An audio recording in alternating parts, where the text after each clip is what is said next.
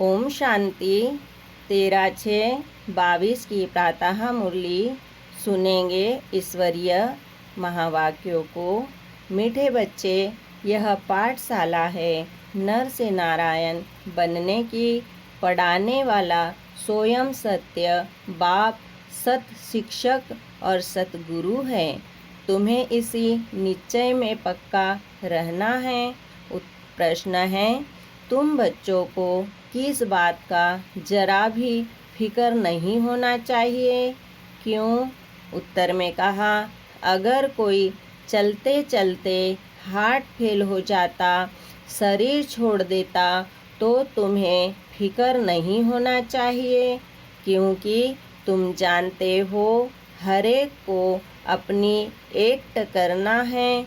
तुम्हें खुश होना चाहिए कि आत्मा ज्ञान और योग के संस्कार लेकर आई तो और ही भारत की अच्छी सेवा करेगी। फिक्र की बात नहीं, यह तो ड्रामा की भावी है। गीत चला, तुम ही हो माता, तुम ही पिता हो। ओम शांति। बाप बच्चों को समझाते हैं, बच्चे जानते हैं, बाबा भी बच्चे कह बुलाते हैं। और यह बाप दादा दोनों कंबाइंड है। पहले बाप दादा फिर बच्चे, यह नहीं रचना हुई ना। फिर बाबा ने कहा, और बाप राजयोग भी सिखला रहे हैं। हूबहू 5000 वर्ष पहले मुआफिक फिर से हमको राजयोग सिखला रहे हैं। भक्ति मार्ग में फिर उनके किताब बनाए, उसको गीता कह दिया है। परंतु इस समय तो गीता की कोई बात नहीं। यह पीछे शास्त्र बनाए, उसको कह दिया है श्रीमद् भगवद गीता। सहज राजयोग की पुस्तक भक्ति मार्ग में पुस्तक पढ़ने से फायदा नहीं होगा। ऐसे ही सिर्फ शिव को याद करने से कोई वर्षा नहीं मिल सकता। वर्षा सिर्फ अभी संगम पर ही मिल सकता है।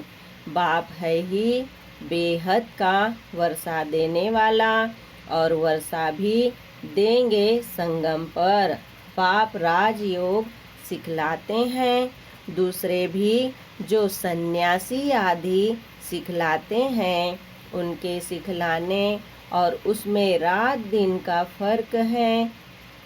फिर बाबा ने कहा, उन्हों की बुद्धि में गीता रहती है और समझते हैं कृष्ण ने गीता गाई, व्यास ने लिखी, परंतु गीता तो न कृष्ण ने सुनाई थी, न वह समय था, न कृष्ण का रूप हो सकता है।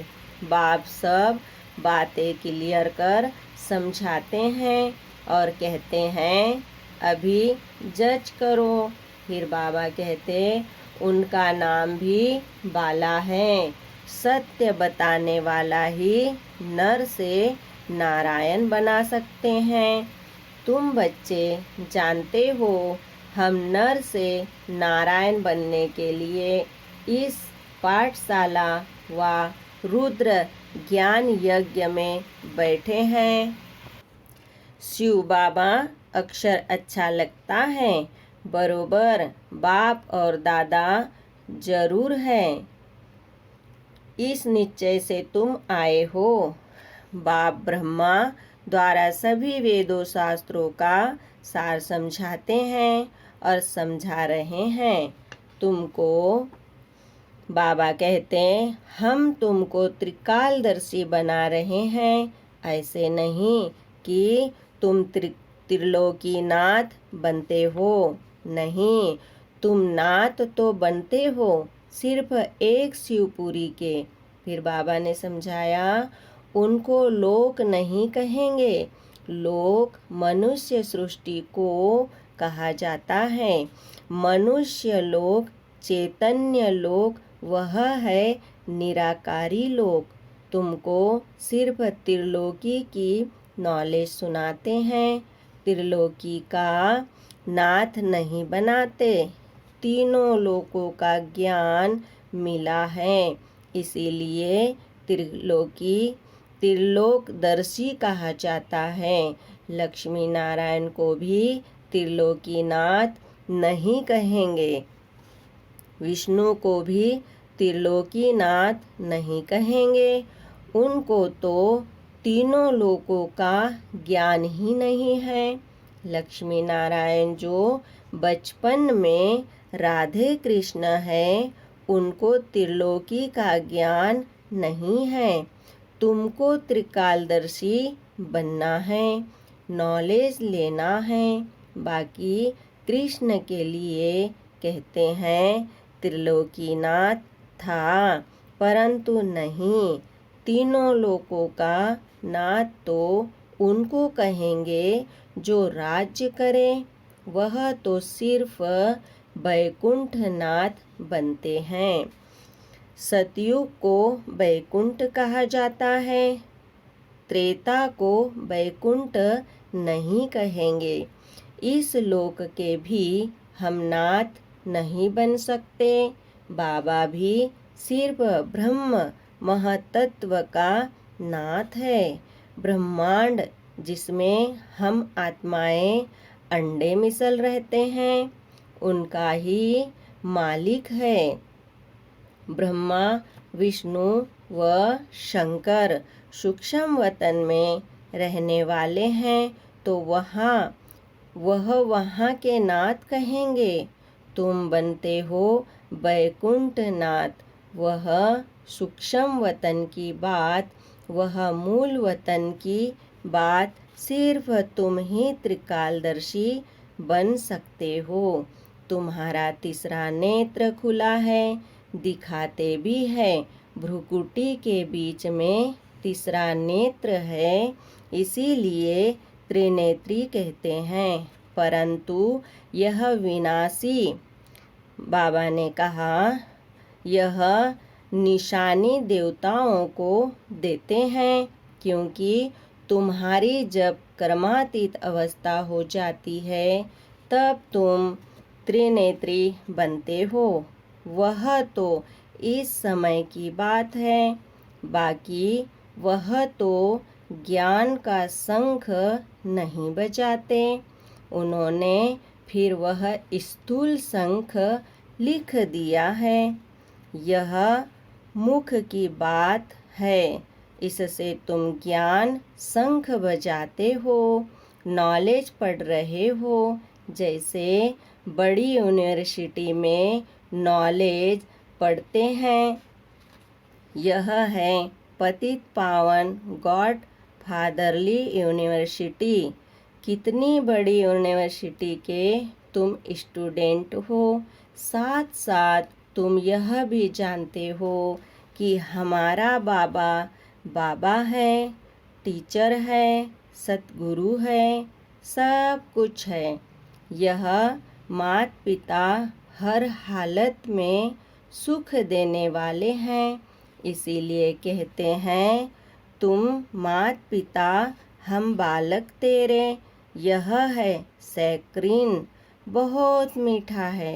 देवताओं जैसे मीठे कभी कोई हो न सके। बच्चे जानते हैं भारत बहुत सुखी एवर हेल्दी एवर वेल्दी था, बिल्कुल पवित्र था। कहा ही जाता है वाइसलेस भारत। अभी तो नहीं कहेंगे, अभी तो विशेष पतित कहेंगे। बाप कितना सहज कर समझा रहे हैं। बाप और वर्षे को जान चाहते हैं। बाबा कितना मीठा बनाते हैं, तुम भी फील करते हो। हमको श्रीमत पर पढ़ना और पढ़ाना है।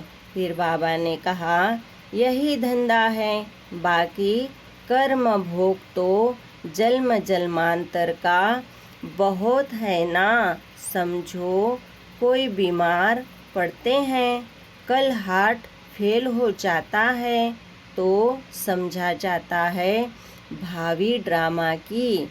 इनको उनको याद और बाबा कहते हैं उनको शायद और पार्ट बजाना होगा, इसीलिए दुख की बात नहीं रहती। ड्रामा अटल है, उनको दूसरा पार्ट बजाना है, फिकर की क्या बात है। और ही भारत की अच्छी सेवा करेंगे, क्योंकि सरकार ही ऐसे ले बाबा कहते हैं करेंगे, क्योंकि संस्कार ही ऐसे ले जाते हैं। कोई के कल्याण अर्थ तो खुश होना चाहिए ना। समझाते रहते हैं अम्मा मरे तो हलवा खाना, इसमें समझ चाहिए। तुम जानते हो हम एक्टर्स हैं, हर एक को अपना एक्ट करना है। ड्रामा में नूंद है, एक शरीर छोड़ दूसरा पार्ट बजाना है। यहाँ से जिन संस्कारों से जाएंगे वहाँ गुप्त भी सर्विस ही करेंगे। आत्मा में संस्कार तो रहते हैं ना। जो सर्विस एम्बुल बच्चे हैं, मुख्य मान भी उनका है।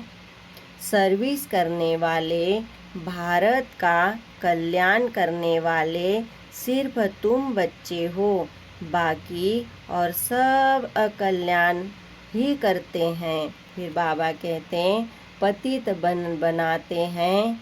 समझो कोई फर्स्ट क्लास सन्यासी मरता है, वह ऐसे बैठ जाते हैं।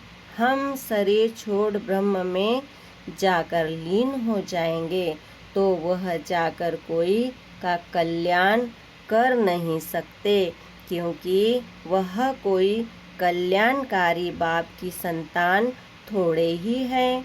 तुम कल्याणकारी की संतान हो, तुम किसका कल्याण कर नहीं। बाबा ने कहा तुम किसका अकल्याण कर नहीं सकते, तुम तो जाएंगे। कल्याण अर्थ यह है पतित दुनिया। बाप का ऑर्डिनेंस निकला है कि अभी यह भोग बल की रचना नहीं चाहिए, यह तमो प्रधान है। आधा कल्प से तुम एक दो को काम कटारी से दुख देते आए हो। यह रावण के 5 भूत है जो तुमको दुख देते हैं, यह तुम्हारे बड़े दुश्मन हैं। बाकी कोई सोनी लंका आदि थी नहीं, यह सब बातें बैठ बनाई हैं। बाप कहते हैं यह तो बेहद की बात है। सारी मनुष्य सृष्टि इस समय रावण की जंजीरों में बंधी हुई है। मैगजीन में भी चित्र अच्छा निकला है। सब रावण के पिंजड़े में पड़े हैं, सब शोक वाटिका में हैं। अशोक वाटिका नहीं है, अशोका होटल नहीं, यह तो सब शोक की होटलें हैं। बहुत गंद करते हैं। तुम बच्चे जानते हो स्वच्छ कौन है, गंदे कौन है। अभी तुम फूल बन रहे हो। फिर बाबा ने कहा तुम बच्चे समझते हो आत्मा के रिकॉर्ड में कितना बड़ा पार्ट नूंदा हुआ है। यह बड़ी वंडरफुल बातें हैं। इस छोटी आत्मा में अविनाशी पार्ट 84 जन्मों का भरा हुआ है। कहते भी है हम पतित तमो प्रधान हैं। अभी है इंड खोने नाहे खेल है ना। एक बाम से निकल कितने मर पड़ते हैं। फिर बाबा ने कहा तुम जानते हो अभी पुरानी दुनिया रहनी नहीं है, यह पुराना शरीर पुरानी दुनिया है। हमको नई दुनिया में नया शरीर मिलना है, इसीलिए पुरुषार्थ कर रहे हैं।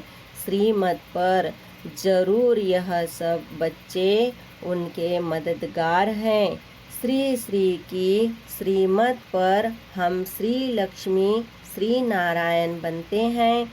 वाइस प्रेसिडेंट को प्रेसिडेंट थोड़े ही कहेंगे, यह तो हो ही नहीं सकता। पत्थर भीतर में भगवान अवतार कैसे लेंगे, उनके लिए गाते हैं।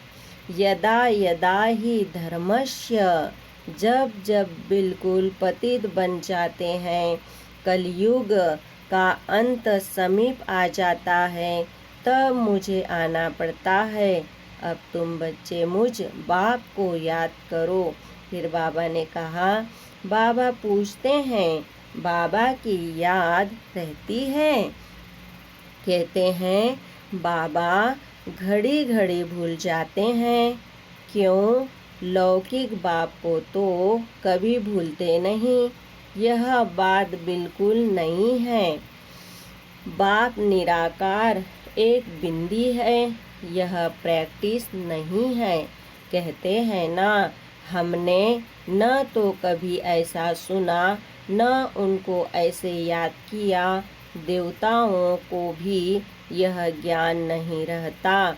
यह ज्ञान प्राय लोप हो जाता है। उनको सर्वदर्शन चक्रधारी भी नहीं कहेंगे। भल कहते हैं, विष्णु के 2 रूप लक्ष्मी नारायण बनते हैं। प्रवृत्ति मार्ग के लिए 2 रूप दिखाते हैं। ब्रह्मा सरस्वती, शंकर पार्वती, लक्ष्मी नारायण ऊंचे ते ऊंचा है। फिर है सेकंड में सेकंड थर्ड। अब बाप कहते हैं, बच्चे देह सहित देह के सभी धर्म छोड़ो, अपने को आत्मा समझो। मैं आत्मा बाप का बच्चा हूँ, मैं सन्यासी नहीं हूँ। बाप को याद करो, इस देह के धर्म को भूल जाओ। बड़ा सहज है। अभी बाप के साथ बैठे हो। बाबा ब्रह्मा द्वारा बैठ बतलाते हैं। फिर बाबा ने कहा, बाप दादा दोनों कंबाइंड है। जैसे 2 बच्चे इकट्ठे पैदा होते हैं ना, यह भी 2 का पार्ट इकट्ठा चल रहा है। बच्चों को समझाया है, अंतमति सो गति। जब शरीर छोड़ते हैं, उस समय बुद्धि कहाँ चली गई, तो वहाँ जाकर जन्म लेना पड़ेगा। अंतकाल पति का मुँह अंतकाल पति का मुँह देखती है तो बुद्धि वहाँ चली जाती है। अंतकाल जो जैसी स्मृति में रहता है, उसी समय का बड़ा असर रहता है। अगर उस समय की स्मृति रहे कि कृष्ण जैसा बच्चा बनूं, तो बात मत पूछो, बहुत सुंदर बच्चा बन जन्म लेते हैं। अब तो अंतमति एक ही लगन रखनी है ना। इस समय तुम क्या कर रहे हो जानते हो? हम शिव बाबा को याद करते हैं। सबको साक्षात्कार तो होता ही है। मुकुट धारी तो कृष्ण भी है, राधे भी है, प्रिंस प्रिंसेस तो होंगे, परंतु कब? फिर बाबा कहते, सतयुग में व त्रेता में, वह फिर पुरुषार्थ पर है। जितना पुरुषार्थ करेंगे उतना ऊंच पद पाएंगे। तुम कहते हो हम तो 21 जन्मों के लिए राजाई लेंगे। मम्मा बाबा लेते हैं तो क्यों नहीं हम फॉलो करें। नॉलेज को धारण कर फिर कराना है।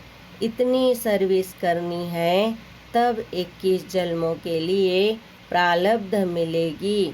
स्कूल में जो अच्छी रीति पुरुषार्थ नहीं करते हैं तो कम मार्क्स लेते हैं। तुम अभी 5 विकार रूपी माया रावण पर विजय पाते हो। तुम्हारी है अहिंसक युद्ध। अगर राम को निशानी न देवे तो सूर्यवंशी चंद्रवंशी कैसे कहा जाए। तो बाप कहते हैं तुम जितना पुरुषार्थ करेंगे तो अंतमति सो गति होगी। देह का भी ख्याल न हो, सबको भूलना है। बाप कहते हैं तुम नंगे अशरीरी आए थे, फिर नंगे जाना है। तुम इतनी छोटी बिंदी इन कानों से सुनती हो, मुख द्वारा बोलती हो। हम आत्मा एक शरीर छोड़ फिर दूसरे में जाते हैं। अभी हम आत्माएं घर जा रही है। बाबा बड़ा श्रृंगार कराते हैं जिससे मनुष्य से देवता बन जाते हैं। तुम जानते हो शिव बाबा को याद करने से हम ऐसे बनते हैं। फिर बाबा कहते हैं गीता में भी है मुझे याद करो और वर्षे को याद करो तो तुम स्वर्ग के मालिक बनेंगे। बिल्कुल सहज है, समझते भी है बरोबर। हम कल्प कल्प आपसे ब्रह्मा द्वारा वर्षा पाते हैं। गाते भी है ना ब्रह्मा द्वारा स्थापना देवता धर्म की नापास होने से फिर त्रेता के क्षत्रिय धर्म में चले जाते हैं। ब्रह्मा द्वारा ब्राह्मण देवता क्षत्रिय 3 धर्मों की स्थापना होती है। सतयुग में और कोई धर्म होते नहीं और सब बाद में आते हैं। उनसे हमारा कोई कनेक्शन नहीं। भारतवासी भूल गए हैं कि हम आदि सनातन देवी देवता धर्म के हैं। यह भी ड्रामा का पार्ट ऐसा बना हुआ है। अच्छा, मीठे मीठे सिखिलिदे बच्चों प्रति माता पिता बाप दादा का याद प्यार और गुड मॉर्निंग। रूहानी बाप की रूहानी बच्चों को नमस्ते। हम रूहानी बच्चों की रूहानी बाप दादा को याद प्यार गुड मॉर्निंग नमस्ते। ओम शांति। धारणा के लिए मुख्य सार है। पहला पॉइंट, श्रीमत पर पढ़ने और पढ़ाने का धंधा करना है। ड्रामा की भावी पर अटल रहना है। किसी भी बात का फिक्र नहीं करना है। दूसरा पॉइंट, अंत काल में एक बाप के सिवाय और कोई भी याद न आए, इसीलिए इस देह को भी भूलने का अभ्यास करना है, अशरीरी बनना है। वरदान है, मन बुद्धि से किसी भी बुराई को टच न करने वाले संपूर्ण वैष्णव व सफल तपस्वी भव। वरदान का डिटेल, पवित्रता की पर्सनैलिटी व रॉयल्टी वाले मन बुद्धि से किसी भी बुराई को टच नहीं कर सकते। जैसे ब्राह्मण जीवन में शारीरिक आकर्षण व शारीरिक टचिंग अपवित्रता है, ऐसे मन बुद्धि में किसी विकार के संकल्प मात्र की आकर्षण व टचिंग अपवित्रता है। तो किसी भी बुराई को संकल्प में भी टच न करना, यही संपूर्ण वैष्णव व सफल तपस्वी की निशानी है। स्लोगन है, मन की उलझनों को समाप्त कर वर्तमान और भविष्य को उज्जवल बनाओ। ओम शांति। शुक्रिया बाबा, शुक्रिया।